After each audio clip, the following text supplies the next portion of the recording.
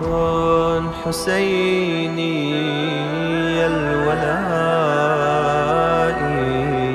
والثبات، عش حسيني الحياة للممات،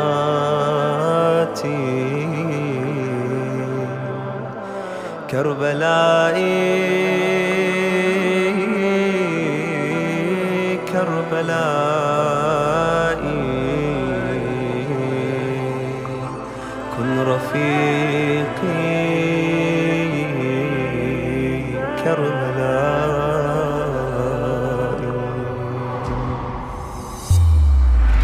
كن حسيني الولاء والثبات، عش حسيني الحياة للممات، كربلائي كربلائي، كن رفيقي كربلائي. كربلائي كربلائي، كن رفيقي كربلائي.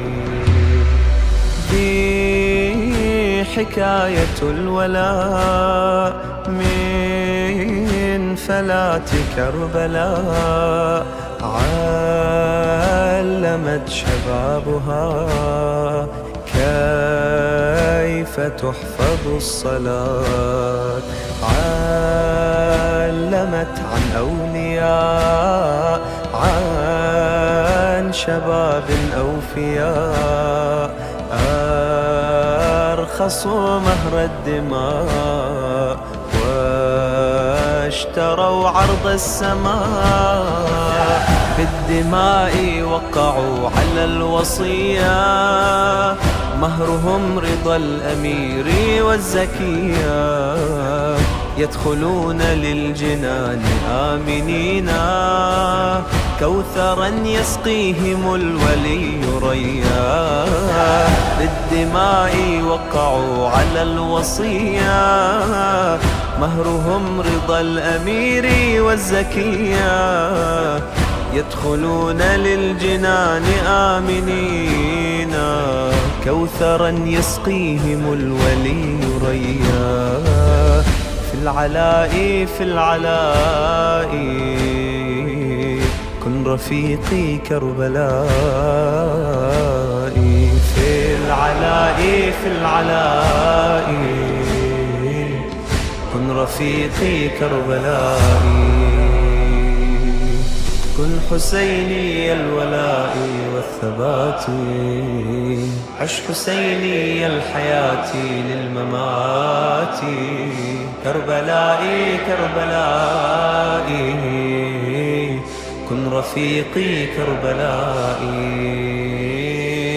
كربلائي كربلائي، كن رفيقي كربلائي.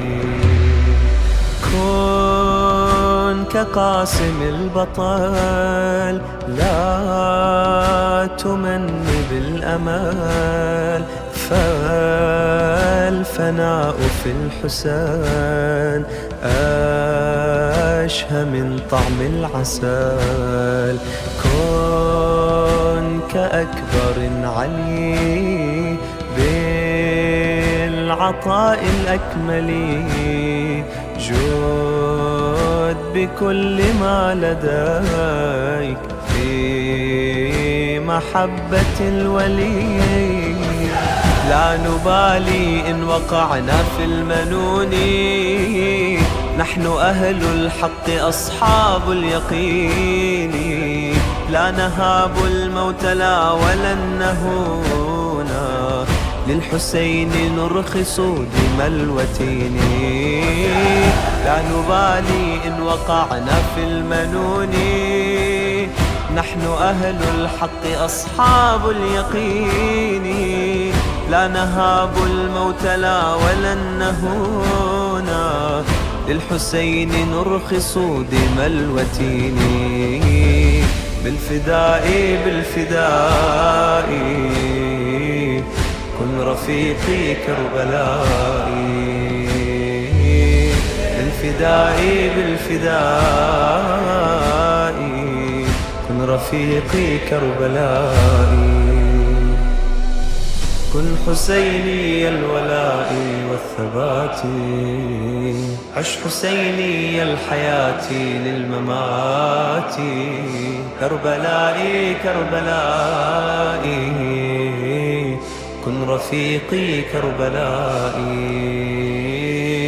كربلائي كربلائي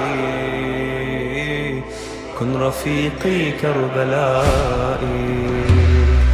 ذا زهير ذا حبيب بايع سبط الغريب، وقع على اللواء من دم النحر الخضيب. ذاك عمرو ذاك جون، خير ناصر وعون. إن بيعة الحسين لم تكن يوما للوم. جن عابس بحبه وهما، يفتدي ببذل روحه الإماما. ينذر الأنفاس في هوى الحبيب، عاشق الحسين بالعشق استقاما. جن عابس بحبه وهاما، يفتدي ببذل روحه الإماما. ينذر الأنفاس في هوى الحبيب، عاشق الحسين بالعشق استقاما. بالولاء بالولاء كن رفيقي كربلائي. بالولاء بالولاء كن رفيقي كربلائي.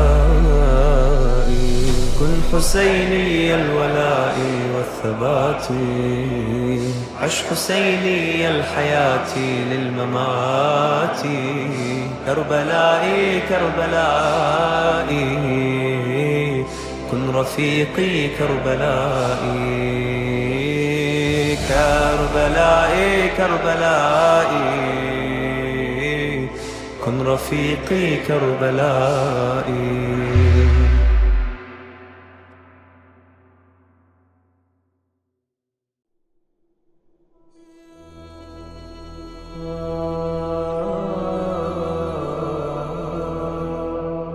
كن حسيني الولاء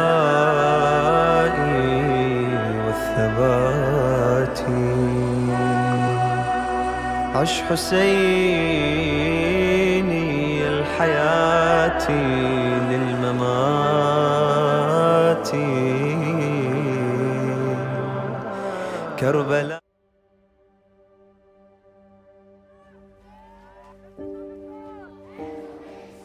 Ten years ago, we embarked on a mission to revive the true values of Islam within our community.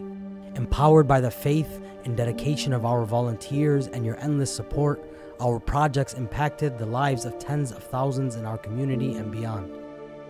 Since day one, our effort was recognized as one being led by the youth, and the youth have always been at the center of our focus.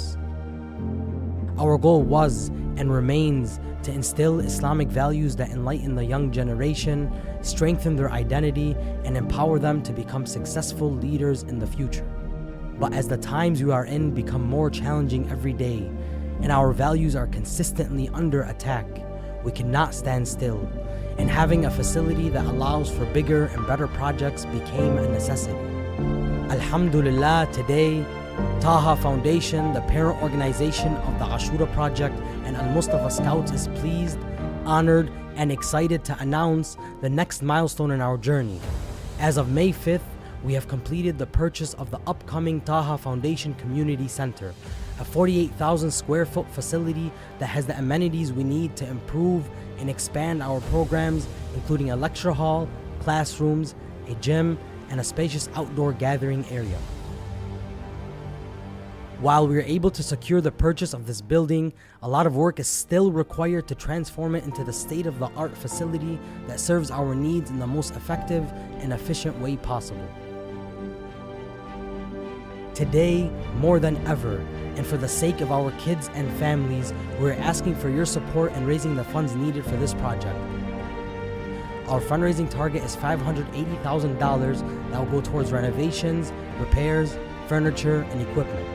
Your contribution, no matter how small, will make a significant difference. Join us as we embark on the next stage of our journey. With Allah's guidance and your support, we can empower the next generation of leaders and build a better future for our youth. Donate today.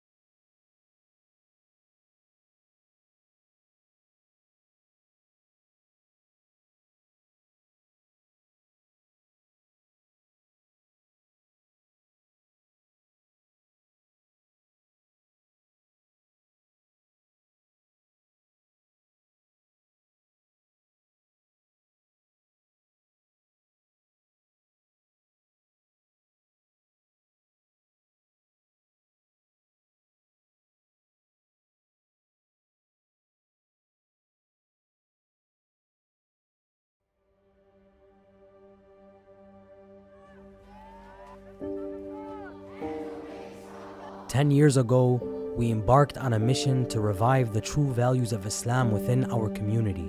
Empowered by the faith and dedication of our volunteers and your endless support, our projects impacted the lives of tens of thousands in our community and beyond.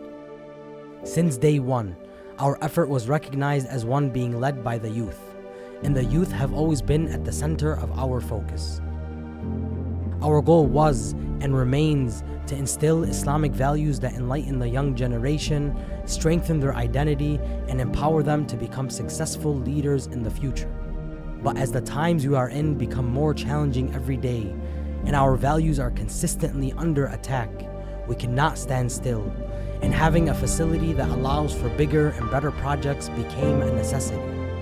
Alhamdulillah, today, Taha Foundation, the parent organization of the Ashura project, and Al-Mustafa Scouts is pleased, honored, and excited to announce the next milestone in our journey. As of May 5th, we have completed the purchase of the upcoming Taha Foundation Community Center, a 48,000 square foot facility that has the amenities we need to improve and expand our programs, including a lecture hall, classrooms, a gym, and a spacious outdoor gathering area. While we are able to secure the purchase of this building, a lot of work is still required to transform it into the state-of-the-art facility that serves our needs in the most effective and efficient way possible. Today, more than ever, and for the sake of our kids and families, we're asking for your support in raising the funds needed for this project. Our fundraising target is $580,000 that will go towards renovations, repairs, furniture, and equipment. Your contribution, no matter how small, will make a significant difference. Join us as we embark on the next stage of our journey.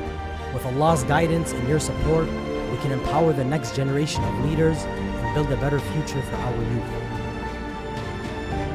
Donate today.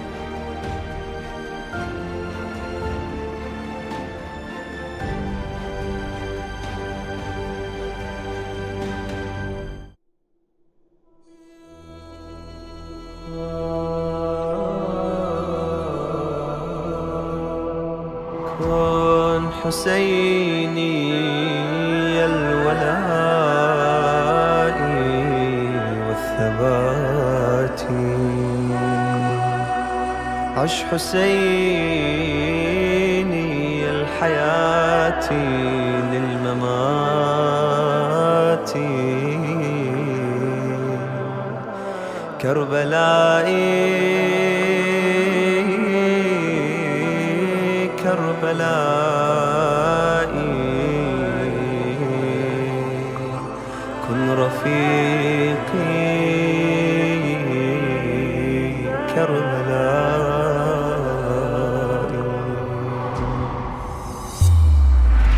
كن حسيني الولاء والثبات، عش حسيني الحياة للممات، كربلائي كربلائي، كن رفيقي كربلائي، كربلائي كربلائي،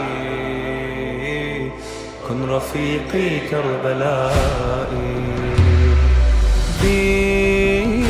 حكاية الولاء من فلات كربلاء، علمت شبابها كيف تحفظ الصلاة، علمت عن أولياء، عن شباب أوفياء، أرخصوا مهر الدماء واشتروا عرض السماء، بالدماء وقعوا على الوصية، مهرهم رضا الأمير والزكية، يدخلون للجنان آمنين، كوثرا يسقيهم الولي ريا، بالدماء وقعوا على الوصية، مهرهم رضا الأمير والزكية، يدخلون للجنان آمنين، كوثرا يسقيهم الولي ريا. في العلاء في العلاء، كن رفيقي كربلائي، في العلاء في العلاء، كن رفيقي كربلائي. كن حسيني الولاء والثبات، عش حسيني الحياة للممات، كربلائي كربلائي، كن رفيقي كربلائي، كربلائي كربلائي، كن رفيقي كربلائي. كن كقاسم البطل، لا تمن بالأمل، فالفناء في الحسن أشهى من طعم العسل. كن كأكبر علي بالعطاء الأكمل، جود بكل ما لديك في محبة الولي، لا نبالي إن وقعنا في المنون، نحن أهل الحق أصحاب اليقين، لا نهاب الموت لا ولن نهونا، للحسين نرخص دم الوتين، لا نبالي إن وقعنا في المنون، نحن أهل الحق أصحاب اليقين، لا نهاب الموت لا ولن نهونا، للحسين نرخص دم الوتين، بالفداء بالفداء كن رفيقي كربلائي، بالفداء بالفداء كن رفيقي كربلائي، كن حسيني الولاء والثبات، عش حسيني الحياة للممات، كربلائي كربلائي كن رفيقي كربلائي، كربلائي كربلائي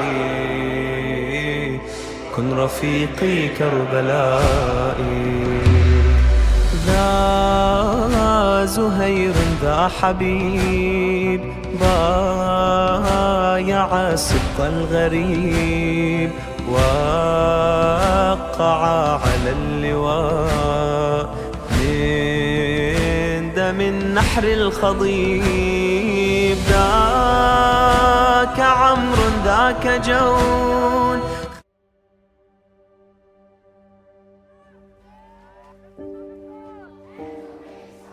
10 years ago, we embarked on a mission to revive the true values of Islam within our community. Empowered by the faith and dedication of our volunteers and your endless support, our projects impacted the lives of tens of thousands in our community and beyond. Since day one, our effort was recognized as one being led by the youth, and the youth have always been at the center of our focus. Our goal was and remains to instill Islamic values that enlighten the young generation, strengthen their identity, and empower them to become successful leaders in the future.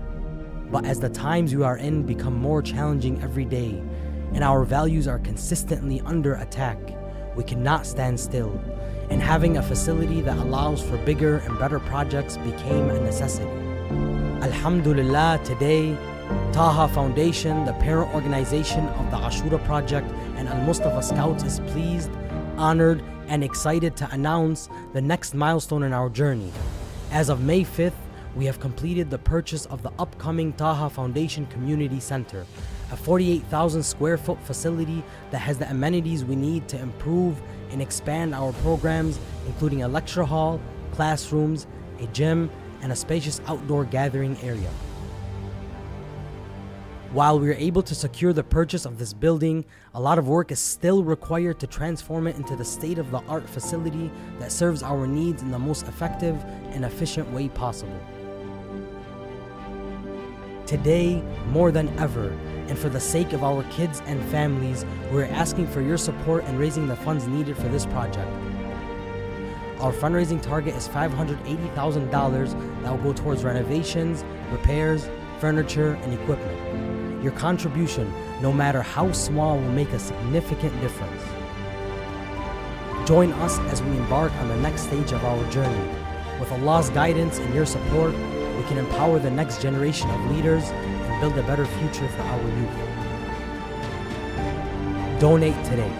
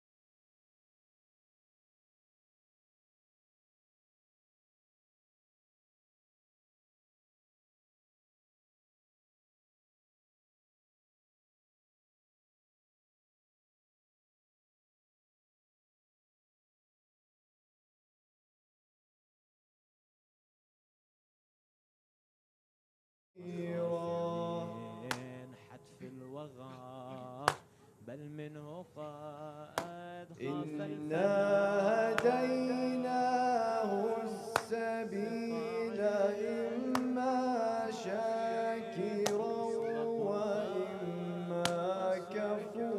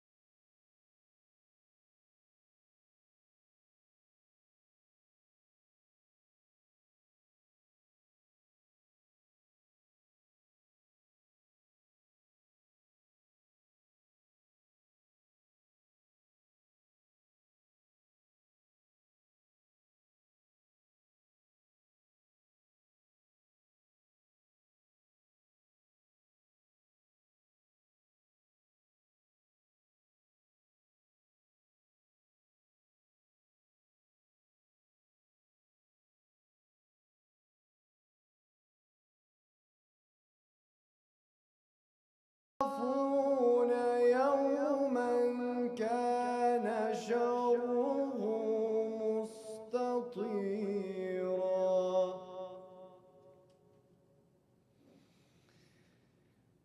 ويطعمون الطعام على حبه مسكينا ويتيما وأسيرا.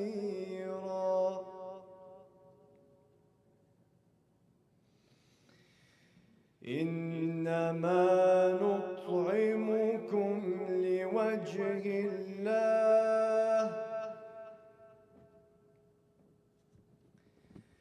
لا نريد منكم جزاء ولا شكورا. صدق الله العلي العظيم. صلوا على محمد وآل محمد.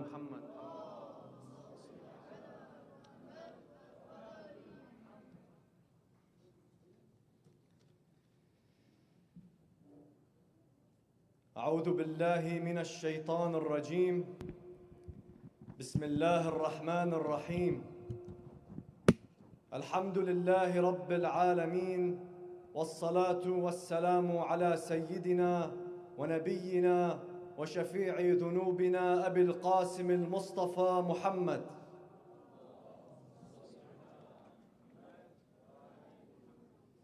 السلام عليك يا أبا عبد الله وعلى الأرواح التي حلت بفنائك. عليك مني سلام الله أبدا ما بقيت، وبقي الليل والنهار، ولا جعله الله آخر العهد مني لزيارتكم. السلام على الحسين وعلى علي بن الحسين وعلى أولاد الحسين وعلى أصحاب الحسين. Brothers and sisters, Sheikh Mahdi, Assalamu alaikum wa rahmatullahi wa barakatuh. Before anything, we'd like to send our sincerest condolences to the Imam of our time, Sahib al-Asri wal-Zaman, al-Imam al-Mahdi alayhi salam, on the martyrdom of his grandfather, Abu Abdullah al-Hussein. We'd like to welcome you all to the second night of our English program here at the Ashura project as we commemorate the tragedy of Imam al-Hussein alayhi salam. Tonight, we remember the long and difficult road that the Imam and his family took, which began by leaving their home in Medina. A road that was seemingly hopeful and optimistic at first, but that quickly turned to treachery, betrayal, and despair. Let us truly reflect on these events tonight and ask ourselves, would we have been with those who truly supported the Imam and gave up everything to follow him? Or would we have turned a blind eye, unwilling to sacrifice the comfort of this dunya? Inshallah, we can take these lessons, apply them in our lives, and hope that we are amongst the true supporters of our living Imam, Imam al-Mahdi alayhi salam. It's narrated from Imam Ja'far al-Sadiq alayhi salam that when Imam al-Hussein was killed, the 7 skies, the 7 lands, what is within them and what is between them, all wept over him. Every creature in heaven and every creature in hell wept over him. All creatures, visible as well as invisible, wept over Abu Abdullah al-Hussein. So brothers and sisters, the tears that fall today are not just any tears. Inshallah, we can use these 10 nights as a stepping stone for real change that lasts the rest of our lives. Inshallah. Let us all raise our hands in dua. Allahumma arifni nafsak, فإنك إن لم تعرفني نفسك لم أعرف رسولك. اللهم عرفني رسولك فإنك إن لم تعرفني رسولك لم أعرف حجتك. اللهم عرفني حجتك فإنك إن لم تعرفني حجتك ضللت عن ديني. And with that, please help me welcome Samahat al-Sheikh Mahdi Rastani after a loud salawat ala Muhammad wa ali Muhammad.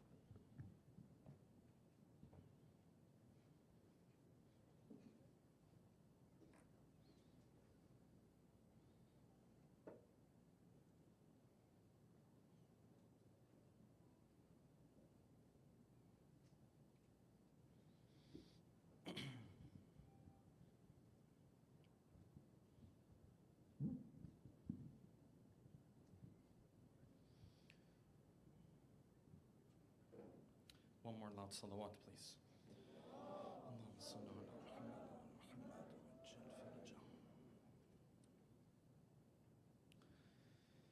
أعوذ بالله من الشيطان الرجيم.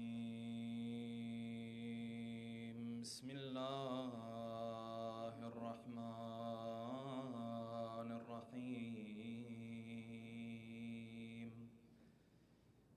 الحمد لله الذي لا يبلغه مدحته القائلون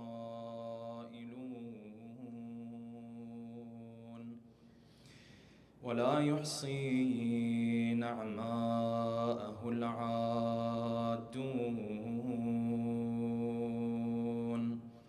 ولا يؤدي حقه المجتهدون الذي لا يدركه بعد الهمم ولا يناله غوص الفطن الذي ليس لصفته حد محدود ولا نعت موجود ولا وقت معدود ولا أجل ممدود. أما بعد، فقد قال الله الحكيم في محكم كتابه الكريم: أعوذ بالله من الشيطان الرجيم. حتى إذا جاء أحدهم الموت قال رب ارجعون لعلي أعمل صالحا فيما تركت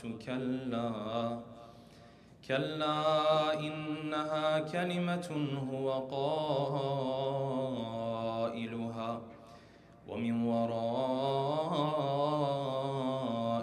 برزخ إلى يوم يبعثون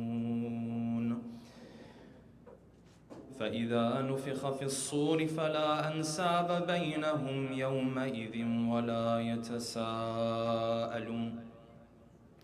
فمن ثقلت موازينه فأولئك هم المفلحون ومن خفت موازينه فأولئك الذين خسروا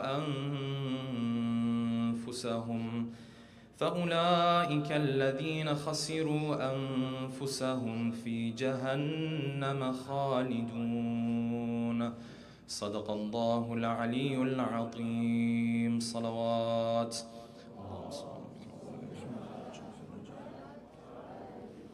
For the love of our beloved Prophet and his beloved progeny, please recite a second loud salawat.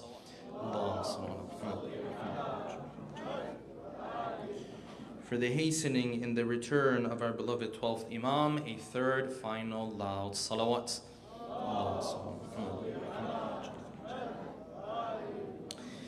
We will continue our discussion tonight on the topic of building an Islamic identity.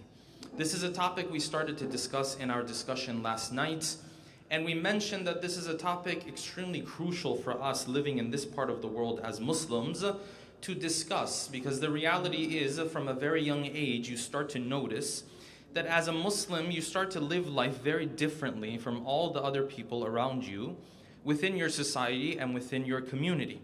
Restrictions, regulations, rules that other people don't have in their lives, you all of a sudden do.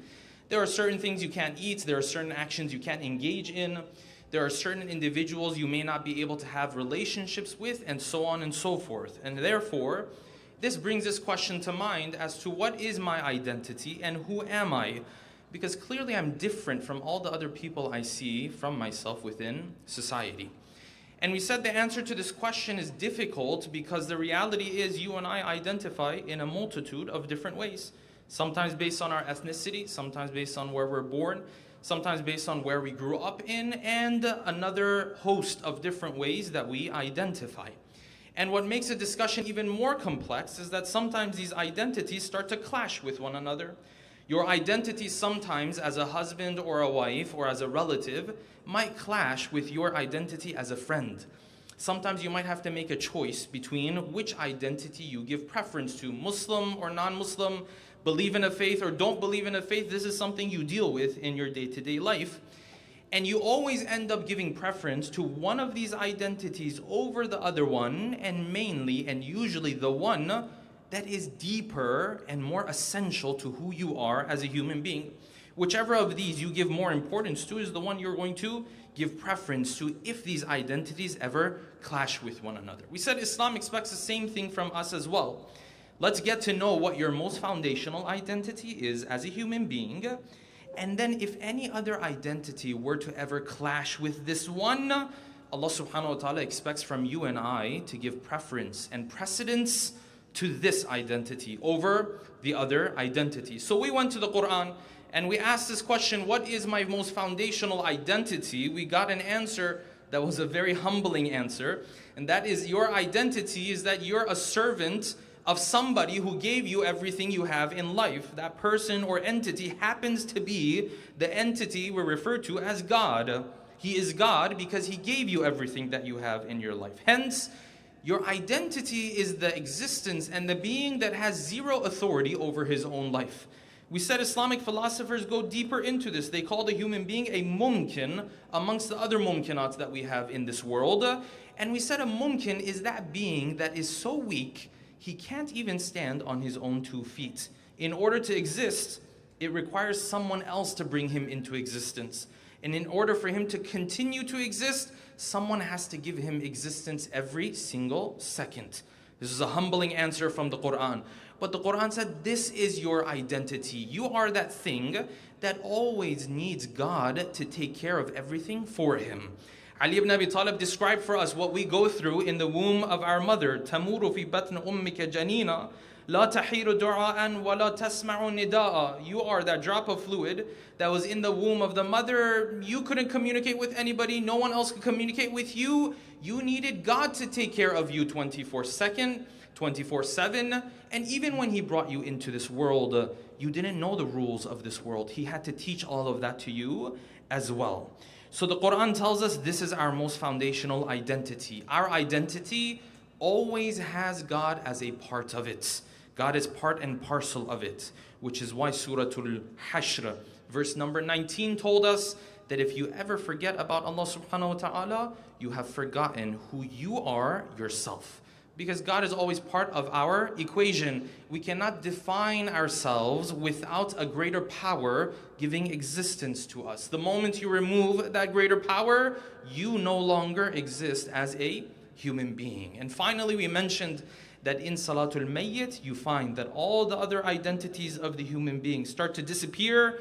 The only identity that was the most foundational and remains for this person is, oh Allah, هَذَا عَبْدُكَ وَابْنُ عَبْدِكَ وَابْنُ أَمَتِكَ. He is a servant of yours, the son or the daughter, depending on the mayyit, of a male servant and a female servant. Tonight, inshallah, we'll continue with this topic and explain how Allah subhanahu wa ta'ala expects us that when our identities clash with one another, that we never forget about this core identity of ours. And in order to delve into this topic, we'll pose the following questions. Number one, what identities and roles do we take on in this life that on the day of judgment completely disappear? And which of the identities that we take on in this world remain on the day of judgment? Number two, when everyone is gathered in the area of mahshar, where everyone is brought together on the day of judgment, which are the groups of individuals and categories that stand out amongst all the other servants of Allah subhanahu wa ta'ala? Number three, can I have multiple identities? Can I refer to myself as an American Muslim or a Muslim American? And at the end of the day, what difference do these titles make? What does it mean for me to be an American Muslim or to not be an American Muslim? Number four, what is the story of the young man by the name of Chris Jackson, who was a top NBA prospect, made his way into the league, but at one point saw that his identity as a servant of God and his identity as an employee of the National Basketball Association started to clash with one another? And what did he do about it in his life? Number five, what happens when we forget about our true identity and we start to identify with other things in life? Number six, why is the moment of death easy and somewhat pleasurable for certain individuals and some servants of Allah? And why is that same moment difficult and painful for other servants of Allah subhanahu wa ta'ala? And what does that have to do with how they used to identify in this world? And number seven, and finally, what were the final words of our beloved Imam al-Hussein that shows how he used to identify himself as a servant that enabled him to take on the calamities and the difficulties of the 10th of Muharram? Tonight, inshallah, we'll delve into these 7 questions with a loud salawat ala Muhammadin wa ali Muhammad.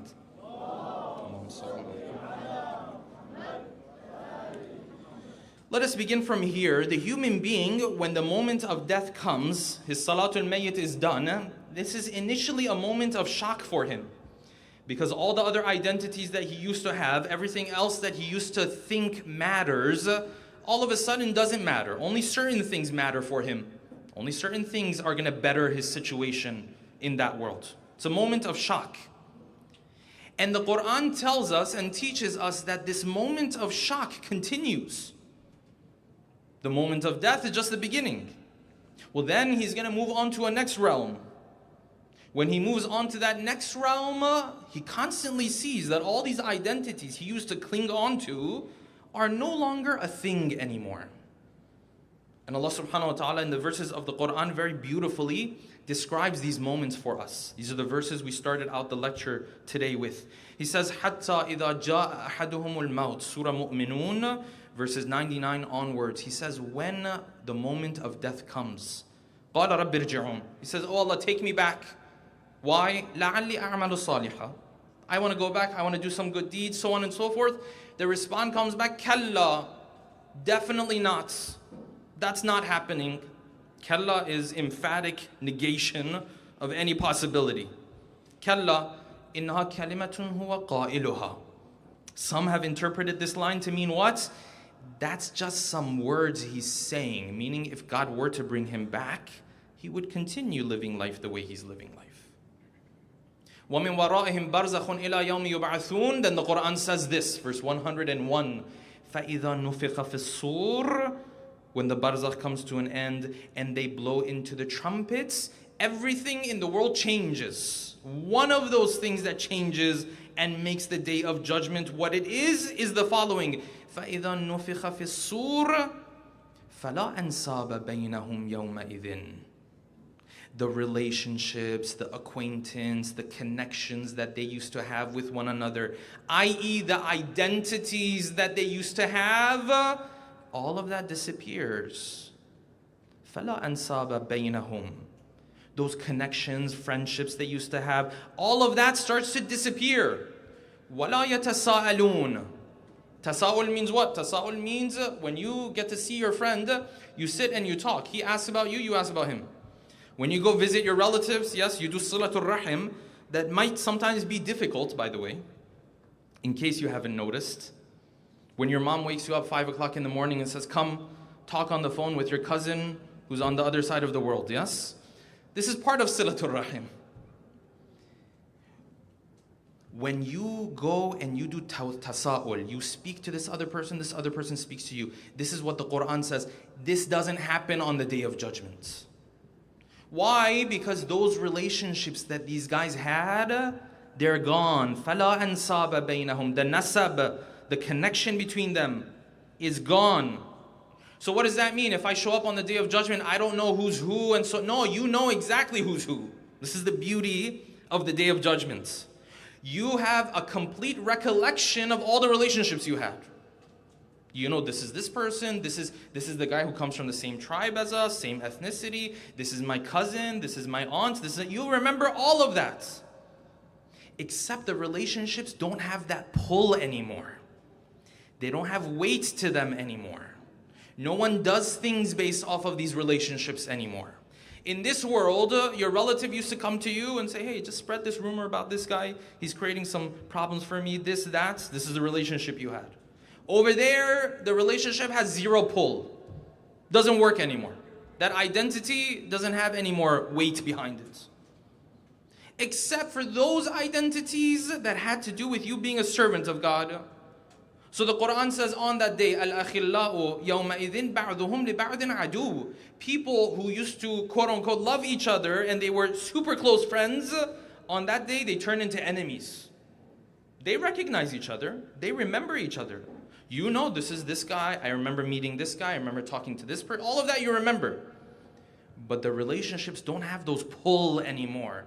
The identities don't have that meaning anymore. Otherwise, you remember, the Quran tells us there's people in heaven. When they're in heaven, they're in bliss and blessing. They turn around and say, I used to have a friend or an acquaintance who lived very differently from me. Let me go and see where he is. فَطَّلَعَ. So he goes upon hellfire. فَرَآهُ فِي سَوَاءِ الْجَحِيمِ. So he remembers. Except that friendship, that pull is not there if one of these two people was an evil person. If they were both good people, yes, it remains, it is strengthened, it is enhanced.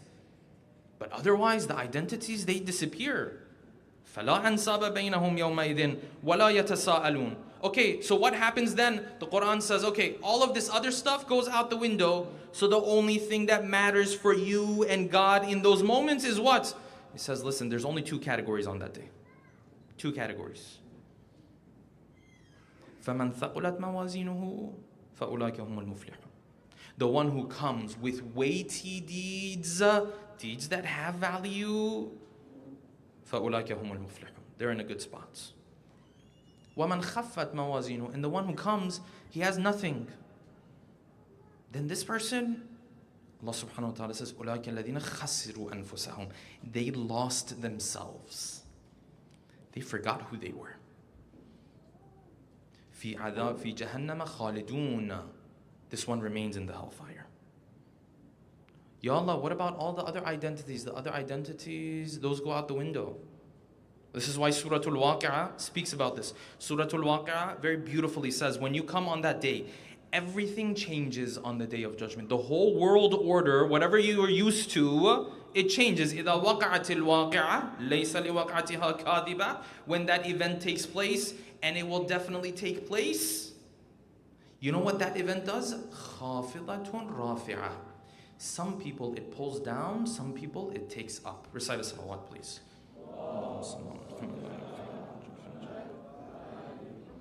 One more loud salawat, please.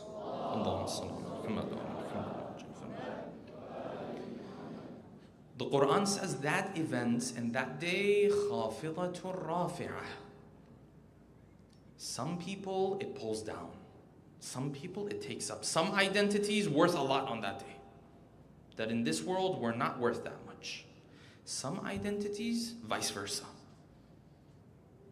So the verses of the Quran continue, and the Quran is trying to tell you that everything on that day starts to change. Nothing is normal. Nothing is the way it used to be. So he says, listen, even those things that used to be super stable, the things that never used to change in this world, on that day will change. What's the most stable thing you know in life? It's the ground you walk on. The ground you walk on, it's never like you took a step and then the ground under you started to tremble. Yes? If you ever thought that, that means you're arrogant. Yes? It never happens. But the Quran says, on that day, إِذَا رُجَّتِ الْأَرْضُ رَجَّةً. When the earth starts to shake, what a shaking. وَبُسَّتِ الْجِبَالُ بَسًّا. And the mountains, they start to explode. They turn into pieces. فَكَانَتْ هَبَاءً مُنْبَثًّا. They turn into dust. Okay, great. So why is the Quran saying all of this? The Quran is saying all of this to say that on that day, there's a new world order. On that day, people are three groups. And these three groups, if you break them down, in reality, they're two. He says, وَكُنْتُمْ أَزْوَاجًا ثَلَاثًا. On that day, you're going to be three groups. In this world, you were like a million different groups. American, Indian, Canadian, this, that, all of this kind of stuff, yeah? Over there, you're going to be three groups. فَأَصْحَابُ الْمَيْمَنَةِ مَا أَصْحَابُ الْمَيْمَنَةِ. There are the people who are going to reach salvation. Good for them. وَأَصْحَابُ الْمَشْأَمَةِ مَا أَصْحَابُ الْمَشْأَمَةِ. There are the people who are going to deal with punishment.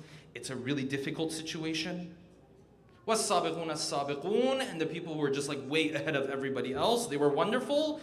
In reality, they're part of the same group of أَصْحَابُ الْمَيْمَنَةِ, but the Quran is making a separate category for them just because they're so amazing. Okay, so what about everything else? Nothing else matters. Unless you took from your identities in this world to build any of these identities. Then, yeah, it can help a little bit. So the Quran says, now imagine if you and I showed up on the day of judgment. Everyone is gathered on the day of judgment. You walk in. You're like, all these people are there. If it's you and I, because we're used to these identities. Excuse me. Yeah, I just had one question. Sure, what's your question? Where's the line for the Americans? They're like, that's not a thing. Excuse me, one question. Where's the line for the Arab? They're like, no, that's not a thing here. You know, my last name is this. Where do I go? They're like, yeah, that stuff doesn't matter. They don't categorize you based off of that anymore. Where's the first class line? Where do I pay so I get through faster? They're like, no, the wealth thing is not a thing here. Unless you gave it as charity, it's not really a thing here.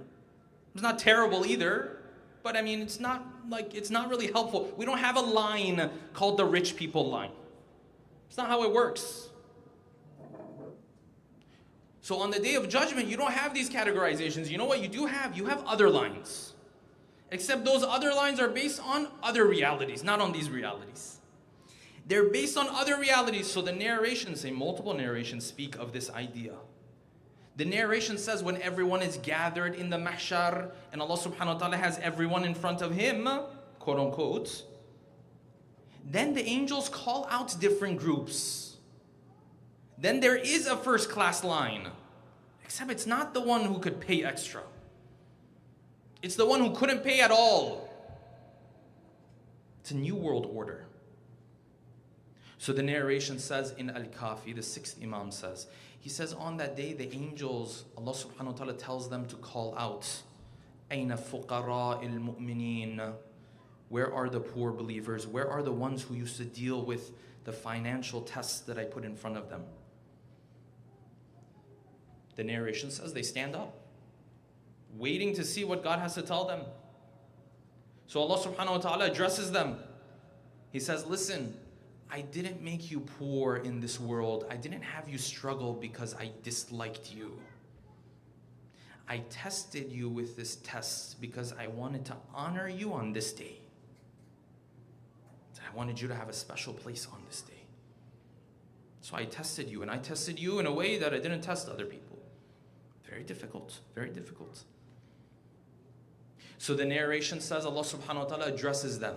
Says, Ya ibadi, my dear servants, كَالْمُعْتَذِرِ إِلَيْهِمْ. The narration says, he speaks to them as if he's apologizing to them. As if. There's no apology needed because he's going to make it up to them far greater than anybody else, yes? But the narration says this is how kindly he speaks to them. كَالْمُعْتَذِرِ إِلَيْهِمْ. He says, my servants, Ya ibadi, all of you stand up. You have a straight pass into heaven. Everyone else has to do hisab, this, that. You go straight into heaven. As they get up to leave, the narration says, Allah subhanahu wa ta'ala adds one more thing. He says, but as you head towards heaven, look amongst the faces of my servants today. See if there's any one of them who helped you in this world. If you see anyone who helped you, grab his hand and take his hand with you. Take him into heaven without hisab too. Are there identities on that day? Yes, there absolutely are. Are the identities the same as these identities? No, it's different lines they have. Then they call out the people who gave charity, stand up, they stand up. The people who did worship in this month, in Rajab, in Ramadan, so on and so forth, these guys stand up. The people who assisted the Imam of their time stand up. There are lines, there are categorizations.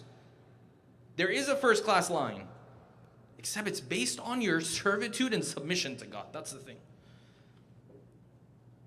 The ones who did this, the one who did that, the one who forgave other people, why don't you stand up? This continues. They come to enter into heaven.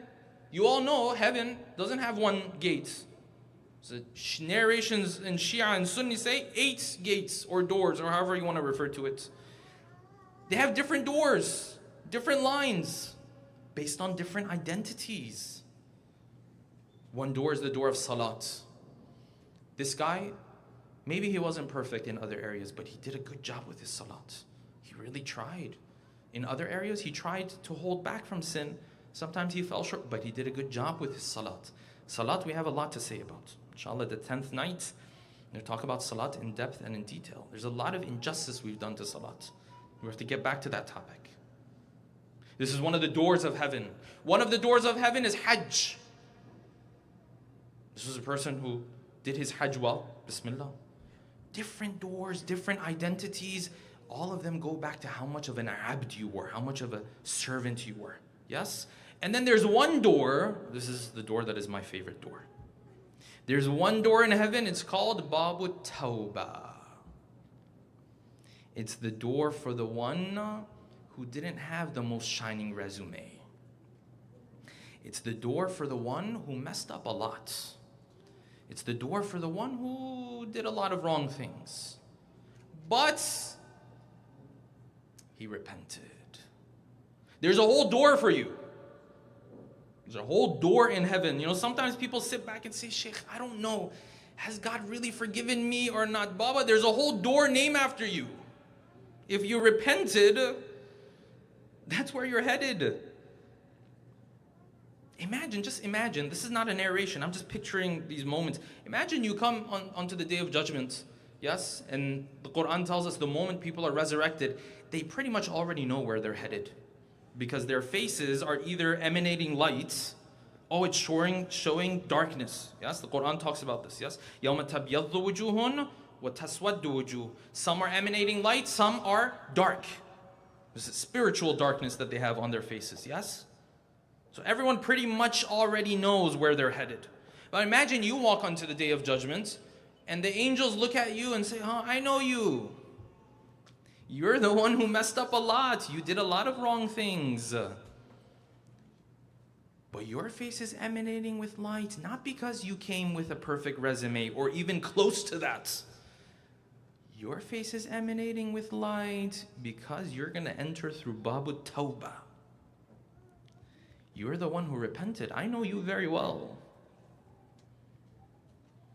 Are there doors and identities in that world? Yes, but they're based on a very different reality compared to what we're used to. So if this is the identity that matters, now Islam says, listen, if this is your most foundational identity, whatever other identity you take on in life, cool, fine, no problem. But if they ever clash with this one, then you have to give precedence and preference to this one. That's all I ask. If they don't clash, have at it, no problem. Some other identities of ours will never clash with our Islamic identity, never. Some of them, sometimes they might.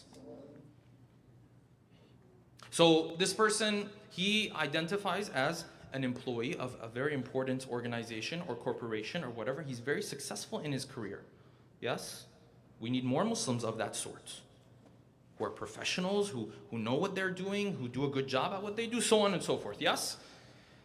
Except now he wants to take on this high-level position, which means now he has to neglect his presence in the house, which means his children are going to be deprived of his presence. Now his identity as that team player in this corporation is clashing with what? His identity as a servant of God. Allah subhanahu wa ta'ala says, no, not here. Everywhere else, no problem. But here, you have to give preference to your most foundational identity. That's what I expect of you. And so on and so forth. He's an amazing friend. Whatever the friends want from him, he's there for them. You know, he's amazing. He's wonderful. Except his friend comes to him and says, listen, we're going to go here. We're going to do this. We're going to do that. We're going to have this haram gathering. Why don't you come over? This is where these two identities are clashing with one another. God expects him to have the maturity to say, listen, I can be a friend right now or I can be a servant of God. Usually these don't clash with one another. In this particular scenario, they are. So while I need to be more of a servant of God right now than I am a friend in this particular scenario. In other scenarios, I can do a lot of things for my friend. Okay, great. So can I have multiple identities? Absolutely. You know, some of these identities, the Quran says we gave you these identities. The Quran says your nationalities, where you came from, what tribe you come from, what ethnicity you come. We gave these to you. وَجَعَلْنَاكُمْ شُعُوبًا وَقَبَائِلَ لِتَعَارَفُوا. We made it such that you'd come from different ethnicities and backgrounds. Because if you had 8 billion people and they all look the same background, same story, same this. Imagine now you want to give them, you know, a driver's license. Which one is which one? So you have to have a background, you have to have an ethnicity, a name, something. The Quran says, we give you a lot of these identities. No problem.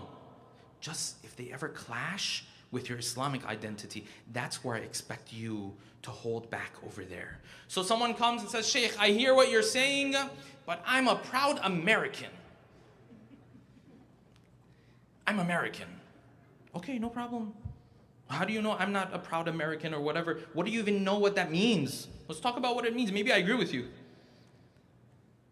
I'm a proud American. Okay, great. He's a proud American. So what does that mean? The whole world is going to use kilograms, but I'm going to use pounds to weigh stuff. Ya Allah, can he use pounds instead of kilograms? Sure, the whole world's going to think he's weird, but yeah, it's no problem. Have at it. Not a problem. I'm an American, so what does that mean? The portions for my food have to be twice the size of everywhere else in the world. It's part of our culture. Ya Allah, can his... Yeah, no problem. It's not the best idea. especially with the healthcare we have here, yes? But okay, this is part of his custom, his identity. No problem. Ya Allah, I'm American. Okay, so what does that mean now? It means if there's a sport that they play with their feet, I want to call it soccer. If there's a sport they play with their hands, I'm going to call it football. That's not how it's supposed to work. You know, it's weird. Everyone's going to laugh at you. But it's okay. It's part of his identity. No problem. Have at it. You go through all these different things of what it means for you and I to be American. No problem. Have all of these ideas. Then you say, yeah, you know, I'm American. So that means I'm going to invest in this company that is mass producing weapons that's used around the world to take the lives of other people. God says, oh, no, not that one. That one clashes with your identity as a servant of God. I don't have a problem with you being American. Just in these particular areas, you have to give preference to being a servant of God. If they don't ever clash with one another, no problem, go ahead. This one comes, I'm Canadian. Okay, so what does that mean? I think hockey is very exciting. Okay. He has snow up there. Now you can't argue against hockey. Maybe the only sport you can play up there. Okay, no problem. Now sometimes he says, I'm Canadian. So what does that mean? Well, I'm going to wipe out these indigenous people. Oh, no. That you can't do. That goes against your identity as a servant of God. You can't do that. It's not a problem against being Canadian. No, you can be Canadian in a lot of ways, more ways than you can count. But if it ever clashes with this, then you can't do it. It goes against your morals, your values. I'm British. Okay, so what does that mean? I'm going to drive on the other side of the road. Baba is going to kill a bunch of people. When visitors come to your country, they're not going to look. You're going to hit them, so on and so forth. Oh, I don't care. This is how I'm going to drive. No problem. It's not a problem. You can be British in that way. But sometimes he says, I'm British, so I'm going to colonize a bunch of countries. No. That goes against your identity as a servant of God. And this clash and dealing with situations where your identities clash with one another is something that a young man by the name of Chris Jackson dealt with very beautifully. This was a young man who was a top NBA prospect. He was a sharpshooter. Third player to be drafted in the 1990 NBA draft. For those who are familiar with basketball, that's like a big deal. Okay, I'll just say that. Sharpshooter, everything looks good for a young man who makes it into the league and is a top prospect. Okay, comes into the league, gets better every year. 1993, most improved player of the whole league. Okay, wonderful. What's the problem? Not much. 1993-ish, around that time, he decides to become Muslim. Now, this is the guy who the Stephen Currys of the world say we were inspired by the way he would shoot the ball and all this kind of stuff, yes? So he becomes Muslim, okay, still no problems. When he becomes Muslim, then all of a sudden there's a little bit of an issue because his morals and values tell him you can't be unjust to other people. On the other hand, he's standing for an anthem and a flag that, at least in his own understanding, is promoting this kind of stuff. It's part of its history, it's part of its heritage, so on and so forth. So he starts to stop standing for the anthem. Fines, suspensions, all of this kind of stuff, being attacked from every corner. This was the Kaepernick before Kaepernick, yes.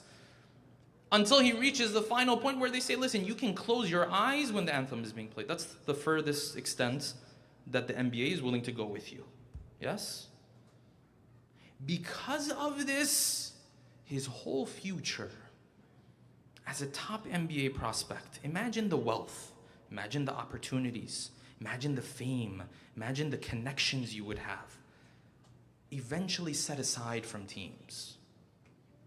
Why? Because in that moment he saw that his identity as a servant of God and his identity as an employee of the NBA is clashing with one another. And he preferred the other one. So when he changed his name to Mahmoud Abdul Rauf, he saw himself more in that moment as Abdul Rauf, the son or the servant of God, than he saw himself as an NBA player. When these identities clashed, he gave preference to that identity that he found most foundational to who he was. This is what it looks like. As long as a human being does this, he's grounded in life. He knows where he's headed. He knows why he does the things that he does. The moment he forgets about this most foundational identity of his, what happens to him? He feels lost in life. And he begins to identify with other things in life. Now he starts to identify with fame. He sees himself as the one who is famous. Now he identifies with a fancy car, a fancy house, this, that. Sometimes people identify with relationships. Sometimes identify with different things. Here's the problem. When you identify with anything else other than this core identity, you know what the problem is? If any of those things are ever taken away from you in life, you fall apart. You have an identity crisis. You ever seen athletes, after they're done with their career, all of a sudden the life of this person just falls apart sometimes. He's doing like weird stuff now. Why? His whole identity was only based on what? Only based on playing this game. That's it, nothing else. He doesn't have that anymore. He's falling apart. He doesn't know who he is. This guy was the one who used to identify with his fame. Something happens, he's not famous anymore. Someone outshines him. Oh, he has an identity crisis now. He doesn't even know who he is. Can't even go to sleep at night. Because he lost his true identity. And this suffering that he has in this life continues, and it's only exacerbated when the moment of death comes. When the moment of death comes, if he used to identify with things in this world, things become very difficult for him to leave. If your identity was only this world, my fame, my car, my house, what my friends thought about me, what people thought about me, if that's what you identified with your whole life, then the moment of death comes, the angel of death comes, he's like, listen, we gotta go. It's the next part of your journey, we have to go. You're like, no, what do you mean we have to go? This is where I'm supposed to be. Don't take me away. This is what I've worked for my whole life. This is who I am. So the narrations tell us sometimes the angels who come at the time of death, they come in a very pleasant way, a welcoming way, nice way, so on and so forth, yes? And then there are times where the angels come, they are harsh and they are punishing and so on and so forth. And scholars say this is simply a representation of what this person is feeling in terms of what he used to identify with and how he feels about being pulled away from those things that he assumed was part of him. He assumed this fancy house is what makes him who he is. Now the angel's telling him we have to go. He feels torture. He doesn't want to go. But the believer, the one who had these identities, but at the end of the day, always kept his main identity in mind. The angel of death comes and tells him to go. It's easy for him. You know, you've heard about the moments of death, difficult, this, that. Yes, for some people it's not. For some people it's easy. For some people it's like a breeze. This is the wording of the narration. The sixth Imam, he narrates from the Prophet, that the Prophet said this in Al-Kafi. He says the Prophet said, if Allah subhanahu wa ta'ala were to ever receive this request from a believer, that a believer were to tell him, oh Allah, don't take my soul. Ma amatahu abada. He would never take his soul. He said, how does that make sense? The Rawi, the narrator, said, that doesn't make sense. There's a lot of good people, they didn't want to die, but they died. He said, yes, let me tell you what happens. For this believer, when he wants to leave this world, initially, because it's a different world and so on and so forth, yes, initially it's very difficult for him. But the moment they start to present to him what is prepared for him, his true identity, he starts to see it, then it becomes easy for him to go. And the narration says Allah subhanahu wa ta'ala sends him two breezes. Now, are these real breezes or is this a metaphor for some other reality? We don't know. But this is the way the narration is speaking. بَعَثَ اللَّهُ إِلَيْهِ الرِّيحَيْنَ رِيحًا يُقَالُ لَهَا الْمُنْسِيَةِ وَرِيحًا يُقَالُ لَهُ الْمُسْخِيَةِ One of these breezes, Imam Sadiq says, comes, it's munsiya. It makes him forget about the worries and the concerns he had in this world. The other one is muskhiya. It separates him from some of the basic identities he had in this world. And then when he's separated, easy process. Then the angel asks him, do you want to go? Do you want to give up your life? And he himself decides to leave this world. He himself decides to go. Is it always difficult for everybody? No.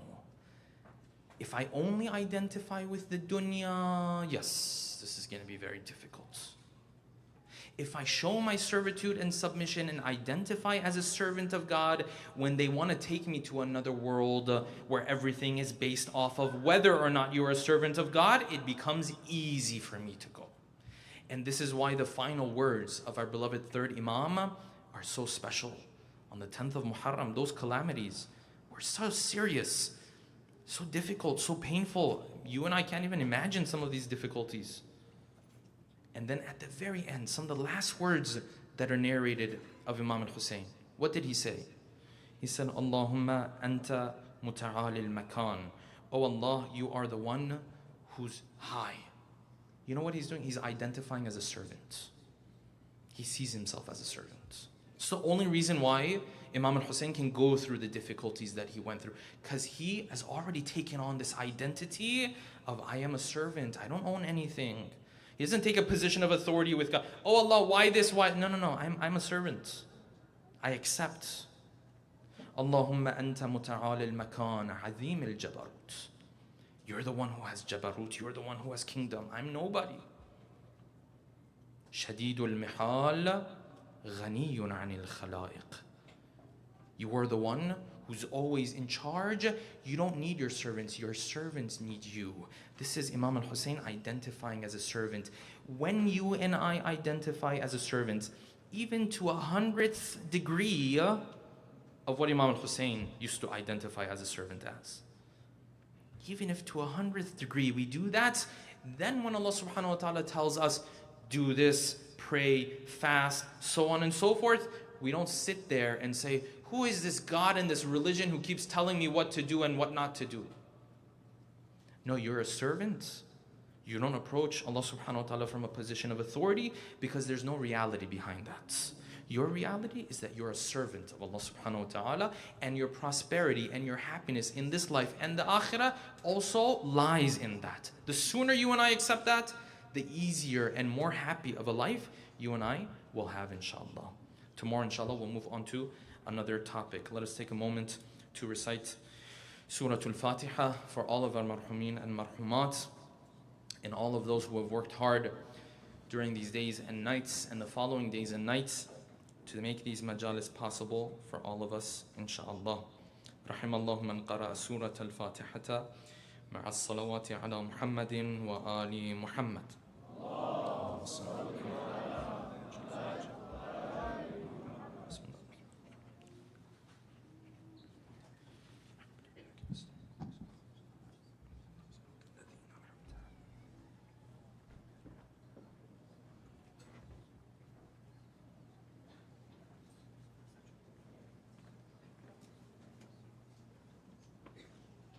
صلوا على محمد.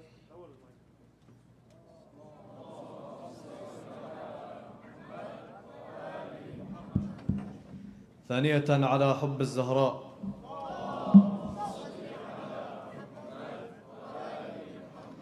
Thank you, Sheikh Mahdi, for that lecture.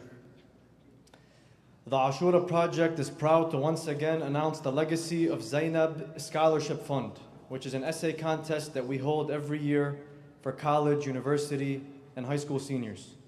The first place award will be $1,000, so I encourage everyone to apply if you meet the criteria. For more information, please visit our website at ashuraproject.org.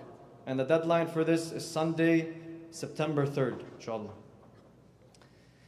If you'd like to help and contribute financially towards Ashura, you'll find donation boxes on the entrances and exits. or please see one of the organizing brothers or sisters. In addition, we will be holding 2 Q&A sessions with Sheikh Mahdi, one this Saturday and one on Thursday, both right before the English program, starting at 6:30 p.m. inshallah. And this will be open for both brothers and sisters. If you'd like to submit your questions before the program, we'll be posting a link on our social media pages. And now, before the majlis, I'd like to ask everyone to close their eyes and travel with me to Karbala with a short poem titled Heartbroken, written by Nouri Sardar. Sallu ala Muhammad wa ali Muhammad.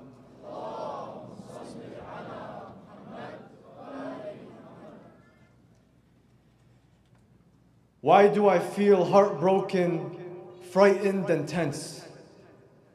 It's as if I hear screaming and smell burning tents. It's as if my master, Imam Mahdi, laments. It's as if the heavens have been shrouded in black. It's as if Muhammad's son has a broken back. It's as if the foundations of Mecca have been cracked, the light of God surrounded, by devils attacked. It's as if love itself was surrounded by men, and they slashed and stabbed at it until it was gone. Scattered on the plains of Taf, love is but remnants. It's as if smoke covers the earth and all turns dark, as if all has flooded and men destroyed the ark. Cursed be on the hand that lit the tents with a spark, and on the cheek of Ruqayya left a red mark. I see women crying, cloaked as if they're statues, turned to stone by sorrow here on Karbala's dunes, as they're charred and ruined by the smoke of the tents.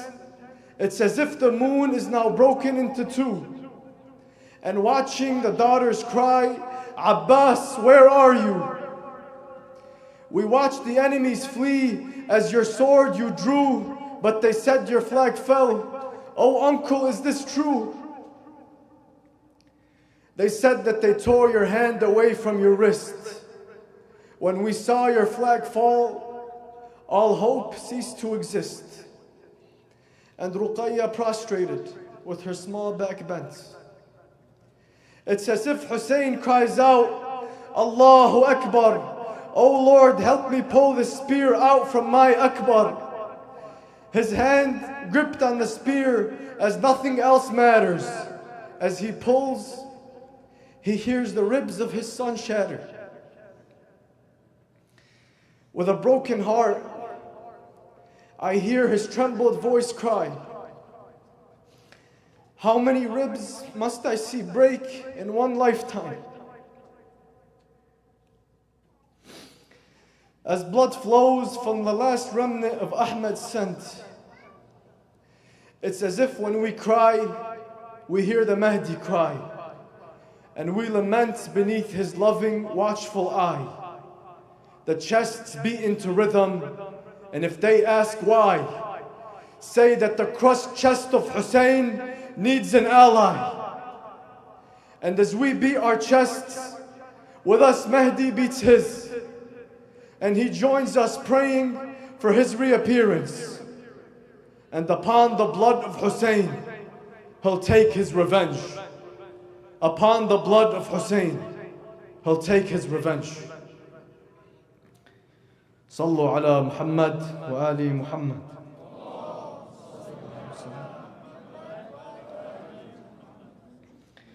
Brothers and sisters, please help me welcome the Majlis reciter, Brother Hassan Bazzoon, after a loud salawat ala Muhammad wa ali Muhammad.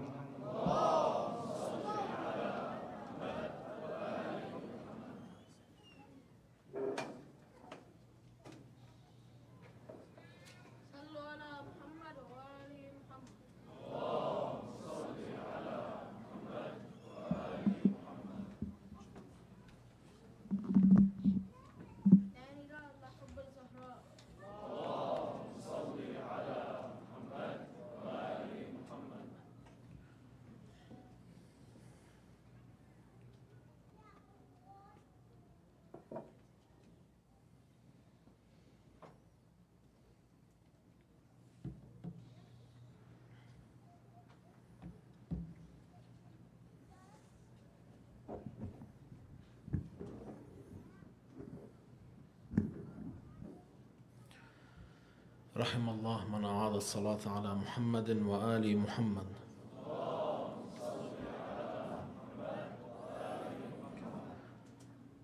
السلام عليك يا سيدي يا أبا عبد الله. صلى الله عليك يا سيدي ويا مولاي يا رسول الله، وعلى آلك المظلومين.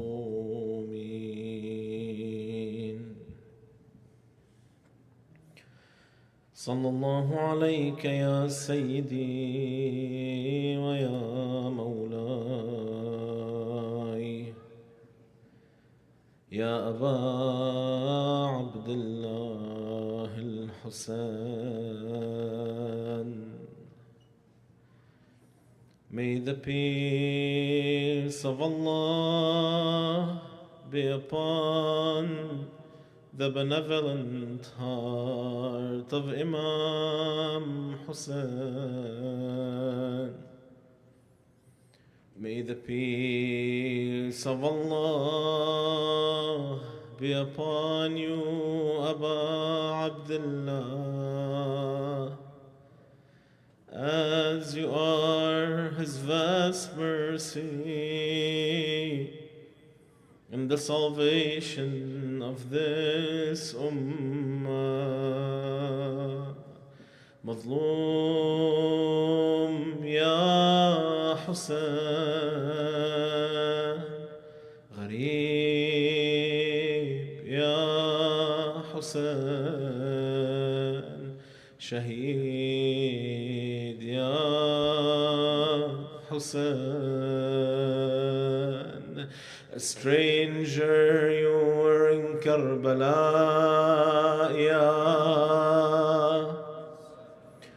Thirsty you were in Karbala, ya. Martyred you fell in Karbala, ya. May the peace of Allah be upon you and your honorable family who surrendered by your side.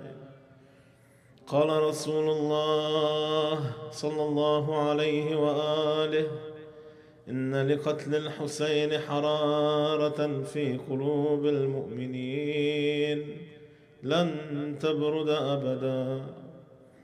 It's narrated that the Prophet sallallahu alaihi wasallam said, indeed, for the killing of Hussein is a fervent warmth in the hearts of believers that will never fade away. Indeed, whenever a faithful person recalls Hussein, they will cry for him. Ya Hassan, Ya Hassan, oh how did you enchant our hearts with love. Ya Hassan, from every tear we shed, our faith grows above. Ya Hassan, search our hearts, see the flame that burns forever in your name.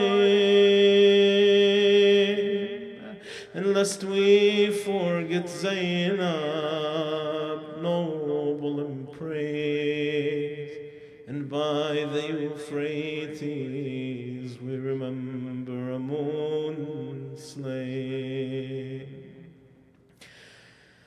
After the death of Muawiyah, Imam al-Hussein was called to the government of Yazid in Medina and was asked by a person called Al-Walid ibn Utbah to give his allegiance and bay'ah to Yazid.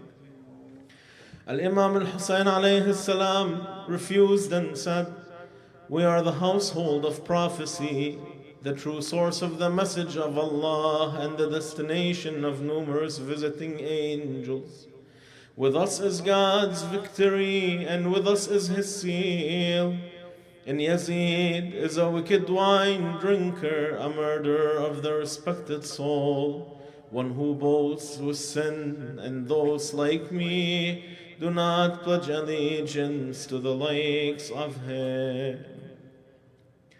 In a few days after this event, Imam Hussein alayhi salam, along with his family and some of his companions and some of their families, left from Medina, heading towards Mecca.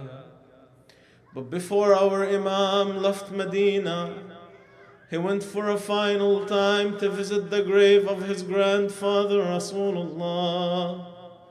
Let's try to imagine how the Imam must have felt, going for the last time to visit the grave of his grandfather, knowing what's gonna happen to him, and to Zainab and Sukaina and the rest of the women, and to his brother and his sons and his nephews. He visits his grandfather's grave with a broken heart, and he says, "Ya Jaddah, ana habibuka al-Husayn."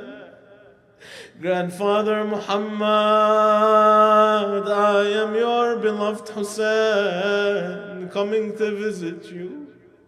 And the Imam spent the night in prayer next to the grave of Rasulullah. But as he was praying, the narration says that he fell asleep for a brief moment.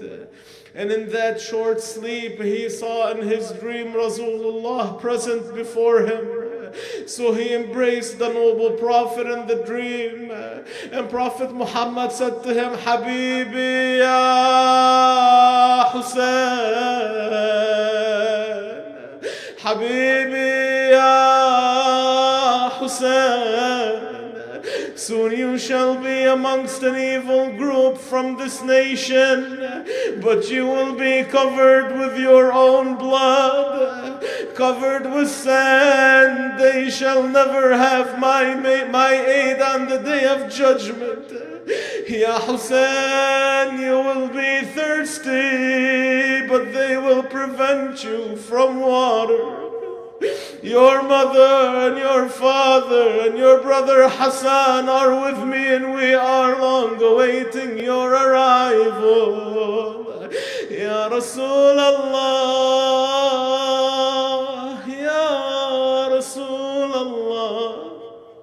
Hussein came to your grave to spill his woes. Hussein will be killed in Karbala, he knows. And when he's killed, to your abode he goes. But Ya Rasulallah, I beseech your lofty place. What of Zainab and of your daughters, dragged in shackles from place to place? Yes, after Imam Hussein alayhi salam visited Rasulullah's grave and he went to Mecca, when he arrived in Mecca, the news spread, and Yazid, the news spread that the Imam rejected to give his allegiance to Yazid. And at the same time, hundreds of letters were continuing to come from Kufa asking the Imam to come to them and to lead them against Yazid. Also, Yazid had sent assassins to Mecca, and their order was to kill Hussein even if he is grabbing onto the garments of the Kaaba. So to avoid bloodshed near the Kaaba and to answer the plea of the Kufan people, he prepared his caravan once more and his family. And he was ready to leave to Kufa this time. Gharib Aba Abdullah, he became a stranger. It wasn't safe for him in Medina anymore. And in Mecca, near the Kaaba, it became unsafe for him either. And now his destination is Kufa. Before he leaves, he gives a final sermon. He says, خط الموت على ولد آدم مخط القلادة على جيد الفتاة. Death is bound upon the children of Adam as a necklace is bound upon the maiden's neck. A place upon which my body must fall has been destined for me, and I shall reach that place. It's as though I can see the desert wolves tearing at my limbs between the lands of Nawawis and Karbala. Then he says, that which pleases Allah pleases us, Ahlul Bayt. We persevere patiently over his trials, and he rewards us with the greatest of rewards. Sayyidi ya Aba Abdullah, oh how we wish that we would have been with you to defend you. And with this, brothers and sisters, the journey of Imam Hassan alayhi salam towards Kufa began. Along his journey, a unit of 1,000 men led by Al-Hurr ibn Yazid al-Riyahi was dispatched to meet the caravan of the Imam. When Al-Hurr met with Imam Hussein alayhi salam, some narrations say that he had been lost in the desert for a couple days and they were thirsty. And so when Imam Hussein alayhi salam saw them, he had mercy for them. He had excess water in his caravan, so he gives an order to the men with him. He says, bring the water to Al-Hurr and the men with Al-Hurr. Then he notices that their horses are at risk of death from thirst, so he says, also give water to the horses, Sayyidi Aba Abdullah. They refuse to give you and your baby water. This is the akhlaq of our Imams. After they settled, Al-Hurr tells Imam Hussein, he says, I was tasked with bringing you to Kufa so you can give your allegiance in the palace of Ibn Ziyad. Imam Hussein alayhi salam says, death is more suitable than me giving my bay'at to Yazid. This is on the 1st of Muharram. Now around the 2nd of Muharram, a messenger comes from Kufa, from Ibn Ziyad, and tells Hurr, you must force Hussein to a desolate part of the desert away from Kufa and hold him there. So they choose a place that's closer to the river so that when the army of Yazid arrives, they can have access to water. Imam Hussein alayhi salam, when his caravan is forced to stop, he asks the men with him, he says, what is the name of this place? Some say it's called Nainawa, others tell him An-Nawawis, some say Al-Ghadiriyat. Now the Imam knows, but he wants to make a point. So he says, is there another name? Someone tells him, Ya Aba Abdullah, it's called Karbala. He says, wallah, ardu karbin wa bala. Indeed, I seek refuge from Allah, from hardship and affliction. And this is a land of hardship and affliction. This is where we shall set our camp. This is where we will be martyred, and our women will be taken captive. This is where our graves will be visited. Assalamu ala al-Husayn.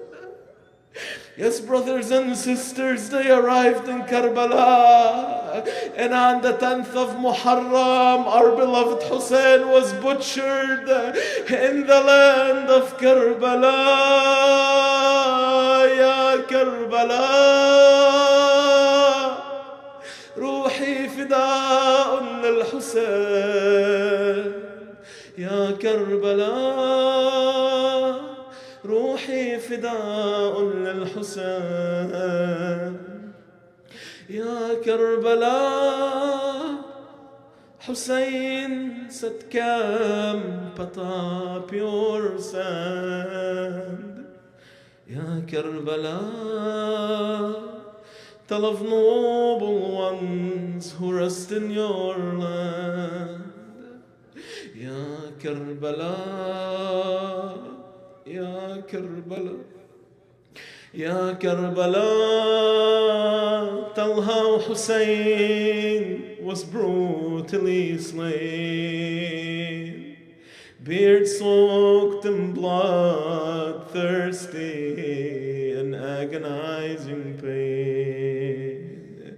Ya Karbala, I want to ask the land of Karbala, Ya Karbala,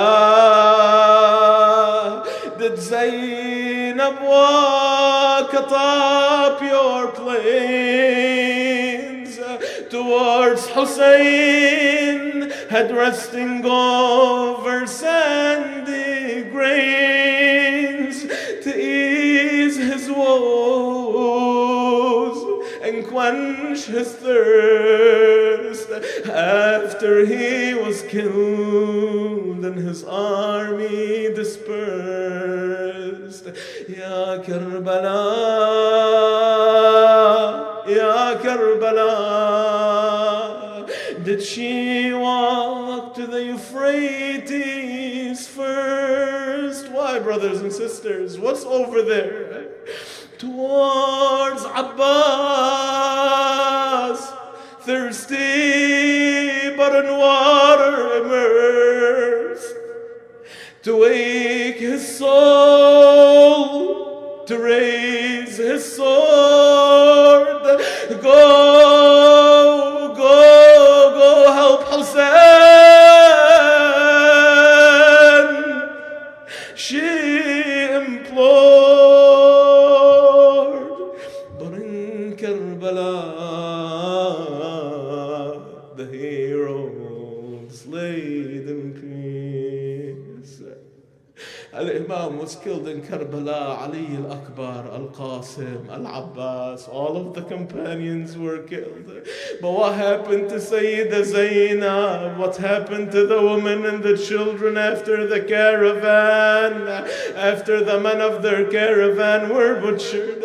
Some narrations mention that when the Imam was the only warrior left, he called his sisters and his daughters to give him his last farewell. Ya Sukaina, be patient. Don't break after me. Stay strong. Allah is with you. Then he bid his farewell to Zainab alayha salam. And he asked her to safeguard the orphans as best as she can. Ya Zainab, calm their woes and comfort their cries. Ya Zainab, scared they'll be with teary eyes. Ya Zainab, safeguard their sight, push the enemies away. Ya Zainab, after I'm gone, their tents will burn today. Ya Zainab, your resolve, like Ali, will never sway. Zainab ran after orphans in fear. This is after the Imam is dead and they ransacked the camp. Zainab ran after orphans in fear, between cries and rolling tears. Stay with me, she kept them near. To Abbas she called, and to Hussein she pled.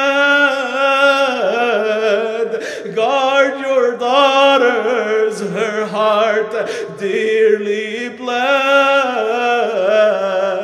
but in vain her calls remained in dread. Hussein is slain and Abbas rested at the river's bed. Ya Allah, we ask you and call upon you by your greatest name, its mightiest, the most honorable, to send your blessings and praise upon Muhammad Rasulullah and the family of Muhammad, and that you accept of us our worship. We ask that you send your mercy upon the dead of the believing men and women. We ask you by Hassan, by the right of Hassan, the martyr, and his mother and father, whoever was in this gathering of ours and has a need, that you fulfill it for them. And whoever in this gathering of ours has an ailment, that you cure it for them. We pray that you relieve the suffering of all those oppressed, and that you hasten the return of our 12th Imam al-Mahdi al-Muntadhar. May the peace of Allah be upon the noble Hussein, the children of Hussein, and the family of Hussein. May the peace of Allah be upon the noble Abbas and the honorable Zainab together. Assalamu ala al-Husayn wa ala Ali ibn al-Husayn wa ala awlad al-Husayn wa ala ashab al-Husayn. Assalamu ala Abi al-Fadl al-Abbas akhi al-Husayn. السلام على الحوراء زينب أخت الحسين. اللهم صل على محمد وآل محمد. بسم الله الرحمن الرحيم. اللهم كن لوليك الحجة ابن الحسن صلواتك عليه وعلى آبائه في هذه الساعة وفي كل ساعة وليا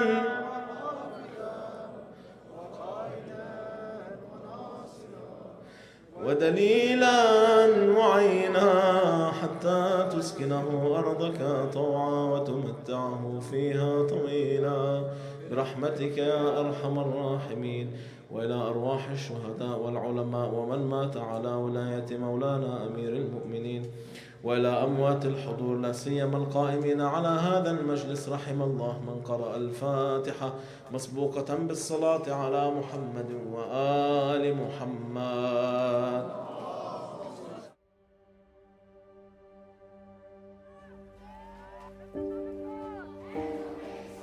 10 years ago, we embarked on a mission to revive the true values of Islam within our community. Empowered by the faith and dedication of our volunteers and your endless support, our projects impacted the lives of tens of thousands in our community and beyond. Since day one, our effort was recognized as one being led by the youth, and the youth have always been at the center of our focus. Our goal was and remains to instill Islamic values that enlighten the young generation, strengthen their identity, and empower them to become successful leaders in the future.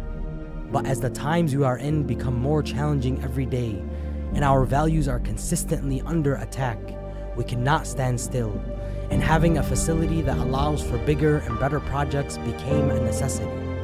Alhamdulillah, today, Taha Foundation, the parent organization of the Ashura project and Al-Mustafa Scouts, is pleased, honored, and excited to announce the next milestone in our journey. As of May 5th, we have completed the purchase of the upcoming Taha Foundation Community Center, a 48,000 square foot facility that has the amenities we need to improve and expand our programs, including a lecture hall, classrooms, a gym, and a spacious outdoor gathering area. While we are able to secure the purchase of this building, a lot of work is still required to transform it into the state-of-the-art facility that serves our needs in the most effective and efficient way possible. Today, more than ever, and for the sake of our kids and families, we're asking for your support in raising the funds needed for this project. Our fundraising target is $580,000 that will go towards renovations, repairs, furniture, and equipment. Your contribution, no matter how small, will make a significant difference. Join us as we embark on the next stage of our journey. With Allah's guidance and your support, we can empower the next generation of leaders and build a better future for our youth. Donate today.